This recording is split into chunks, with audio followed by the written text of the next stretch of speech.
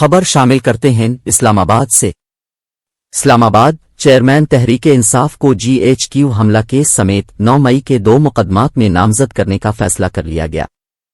ذرائع کے مطابق مقدمات میں نئی دفعات کے اضافے کے ساتھ چیئرمین پی ٹی آئی کو منصوبہ ساز کے طور پر نامزد کیا جائے گا۔ دفاعی وساس تنصیبات پر حملوں کی مقدمات میں انسداد دہشت گردی ایکٹ کی مزید دفعات شامل کرنے کا فیصلہ کیا گیا ہے۔ نئی دفعات شامل کرنے کے بعد چیئرمین پی ٹی آئی کو بھی ملزم نامزد کیا جائے گا۔